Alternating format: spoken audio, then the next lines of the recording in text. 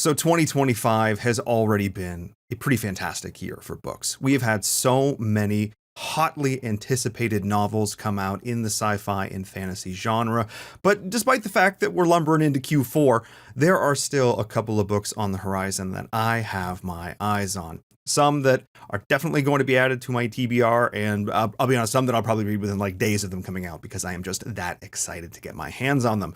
So this is going to be sort of my most anticipated books coming into the end of 2025, a little bit of a TBR, a little bit of a wrap up as we jump into it, talking all things sci-fi and fantasy. Of course, if you enjoy this kind of content, be sure to hit like and subscribe, but let's just jump right into it with the first one. And if you've watched any of my videos, you know I have generally very positive feelings, sometimes kind of mixed feelings, but I think I'm going to have very strong feelings for this next one. Of course, is the man himself, Brandon Sanderson, coming out with Tailored Realities, hitting us at the end of this year. A collection of, I think, mostly sci-fi, almost exclusively sci-fi short stories, including the sort of hotly anticipated Moment Zero. I'm seeing a bunch of them here: Snapshot, Perfect State, Defending Elysium, which is actually from Skyward, which I haven't read. It's like, I haven't read a ton of his non-Cosmere stuff.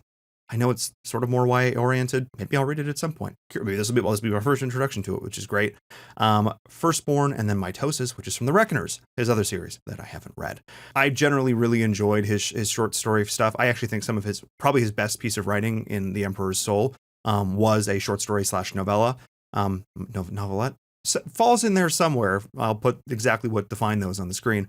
And I think generally he actually does extremely well, sort of confined to a bit more of a shorter segment when he's sort of forced into some of those constraints. I think a lot of the complaints that folks had with the last Stormlight Archive book were just the fact that it was too long, it was too plotting, it wasn't edited enough.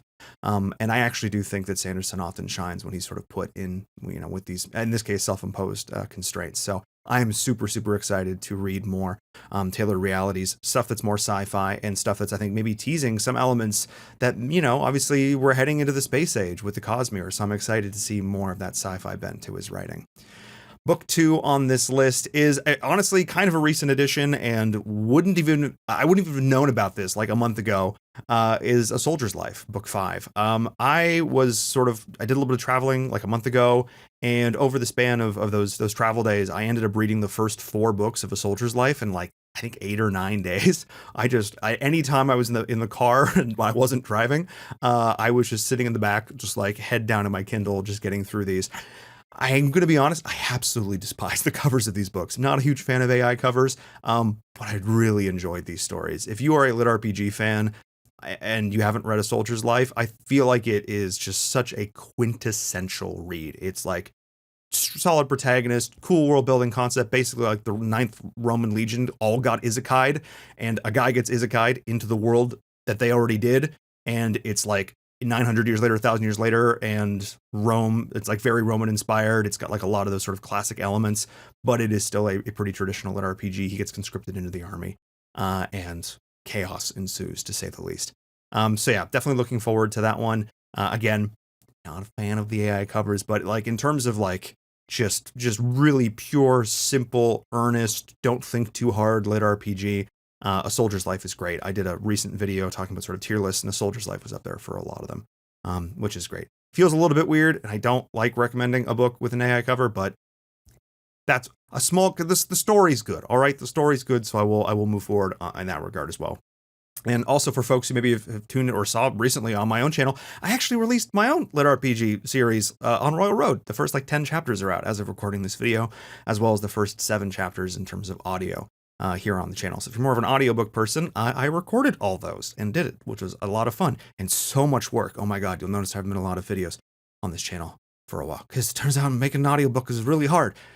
I should have known that. I digress. If you guys want to go check that out, you totally can.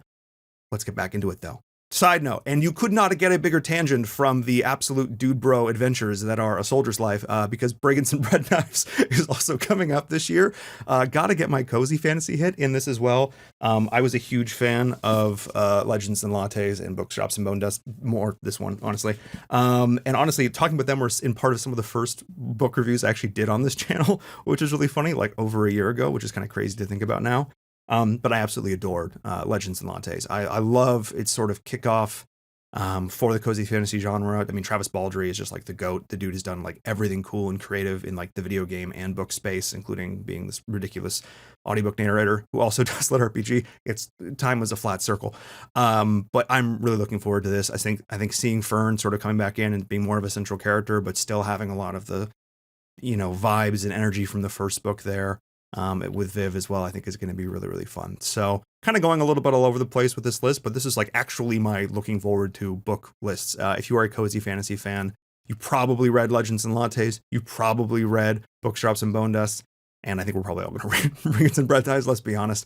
I think you're going to see stacks of these at every single local Barnes & Noble, because heavens knows they did that with the first two.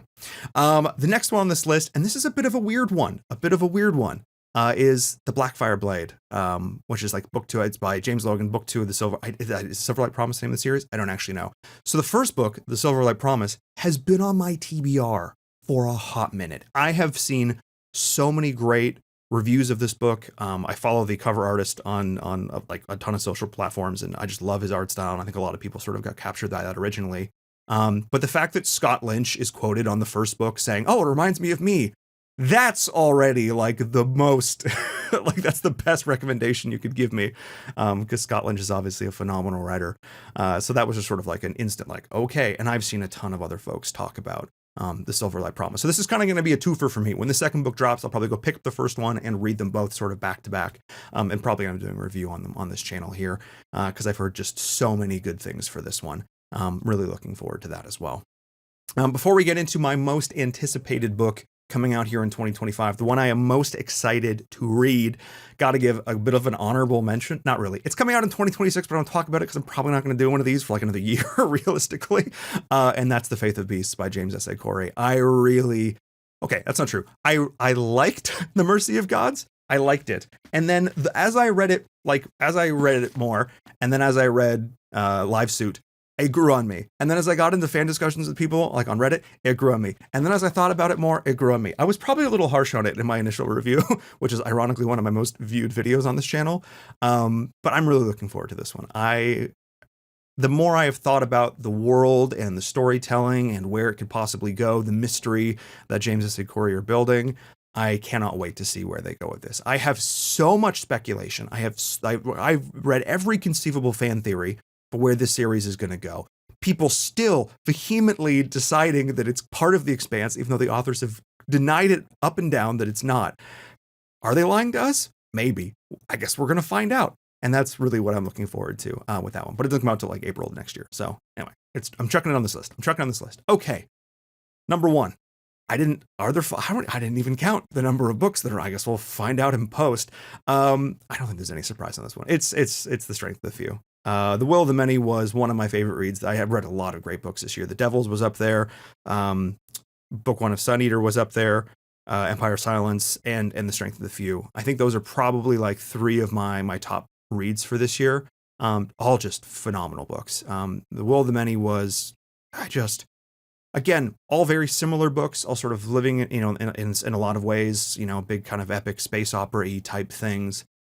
But when they're done well, they're done so well. And obviously this one's a lot more grounded. It's the science fantasy element, but again, that Roman sort of tie that's ironically been through so many of these things. Again, a lot of people read, he's thinking about the Roman Empire and took it really seriously, apparently, and decided to write a bunch of books about it. But I digress. No, James Ellington did a phenomenal job with book 1. The twists and turns in that book, the way it ended, the massive opening up of the world that it did right at the end.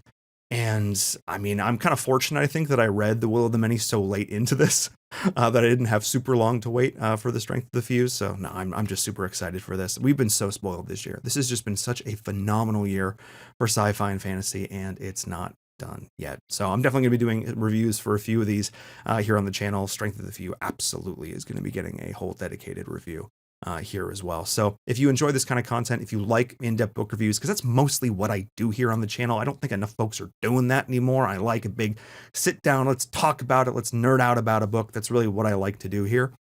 So if you like that kind of stuff, if you enjoy more in-depth discussions and hearing me absolutely ramble and mouth vomit at a camera, yeah, like I said, maybe consider hitting like and subscribe. And again, if you're a fan of lit RPG, which is not unlikely given my audience demo and breakdown. Again, I'll leave the link to it in the description.